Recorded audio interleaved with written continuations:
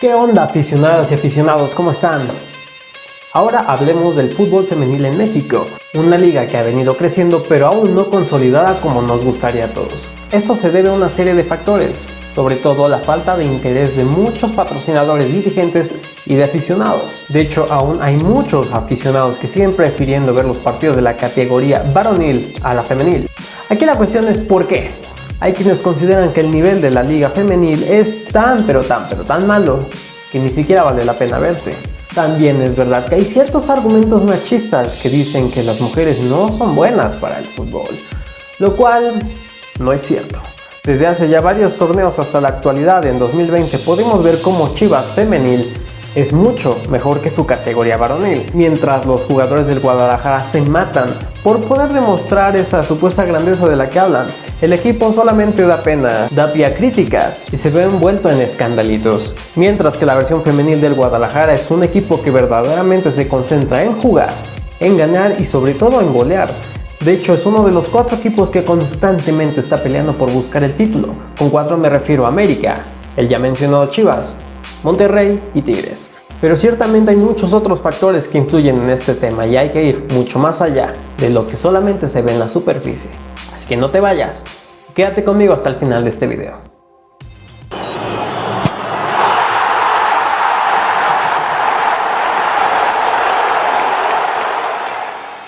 Como ya les dije, hay muchos aficionados que consideran que el fútbol femenil es muy malo. ¿Qué tan cierta es esta afirmación? ¿Hasta dónde tienen razón los aficionados y hasta dónde no? Ciertamente, el fútbol femenil no vende lo mismo que el varonil.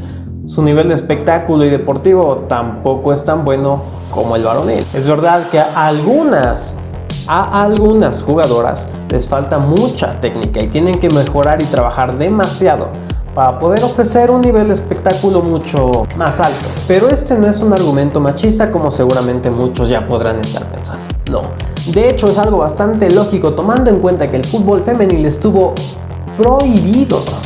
Es decir, que ellas no podían practicar el fútbol de manera profesional. Esto se debe a que desde 1921 en Inglaterra se prohibió el fútbol con el argumento de que un estudio científico respaldaba la idea de que el fútbol no era apto para mujeres.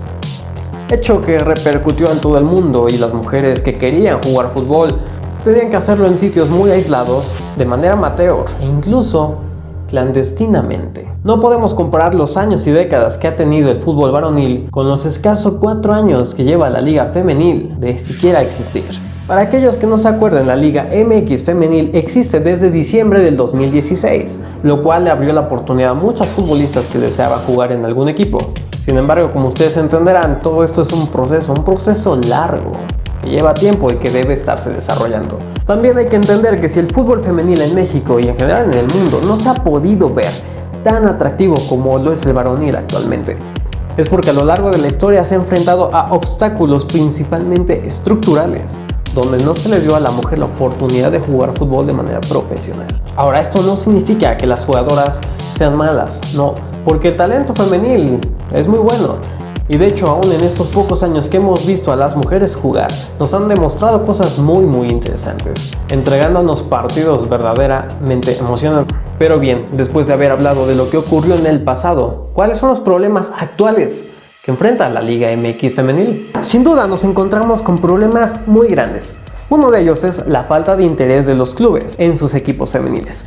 Lamentablemente son pocos los equipos que se interesan en mantener un buen equipo en su categoría femenil.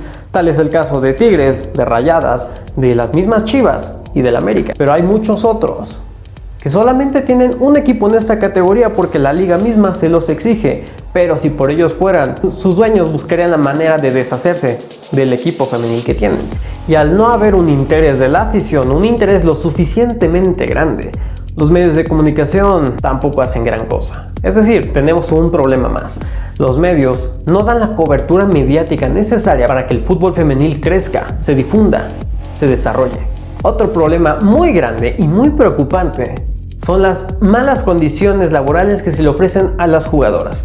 Ciertamente, hay una gran diferencia e incluso podríamos llegar a hablar de injusticia en algunos casos. Mientras los jugadores ya pueden gozar de salarios bastante atractivos, las jugadoras están luchando por más o menos equilibrar su vida y poderse dedicar al fútbol o al estudio, o en otros casos a un empleo. Es decir, tienen 3 roles. Esto se debe a que los salarios en el fútbol femenil son demasiado bajos. De hecho, son muy insuficientes, lo cual obliga a que las jugadoras tengan que buscar otras alternativas para poder vivir. Ciertamente, si esperamos que las jugadoras mejoren, deben dedicarse de lleno a esto. Pero para que ellas se dediquen de lleno, deben encontrar esto. También es cierto que hay jugadoras que les falta ponerle un poquito de más dedicación, más esfuerzo a todo esto. Jugadoras que deben entender que el fútbol profesional es muy diferente a lo amateur. Por poner un ejemplo, vemos algunas futbolistas del fútbol mexicano que incluso están pasadas de peso. Y no, mis queridos progresistas, antes de que se me alboroten, no es que esto se trate de gordofobia, porque ya me imagino que muchos lo están pensando. No es eso. No es gordofobia, es que simplemente un atleta debe tener cuerpo de atleta. ¿Por qué? Porque es el reflejo de que está haciendo las cosas bien en su profesión. Así que por lo tanto, una futbolista no puede tener sobrepeso. Y eso es cuestión de disciplina, es cuestión de actitud, es cuestión de querer ser profesional. Y por último tenemos un problema que lamentablemente es innegable: el machismo mexicano. Y no solamente ha pasado en nuestro país, claramente ha sido en todo el mundo. Claro que ha afectado a las jugadoras. Afortunadamente el machismo es algo que se ha ido erradicando poco a poco, pero lamentablemente aún queda mucho por hacer. Y ese poquito, mucho, como lo quieran ver, machismo que aún resta y que queda en la sociedad es algo que ha afectado a muchas jugadoras.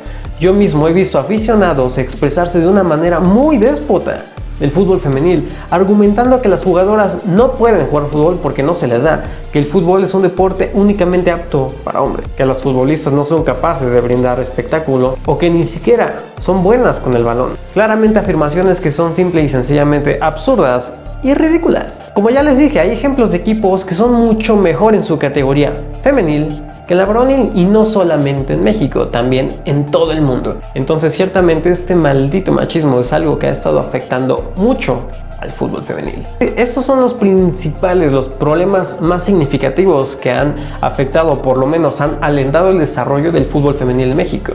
Pero ciertamente igual hay algunas propuestas que pueden ayudar, algunas soluciones de las cuales me encantaría hablar contigo en el siguiente video. Así que si te gusta y estás de acuerdo con todo esto que te estoy diciendo, te invito a suscribirte al canal. Sería de gran apoyo, sería de mucha ayuda. Ustedes saben cómo es esto. Y bueno, sin más, mis queridos aficionados, no se pierdan el siguiente video. Gracias.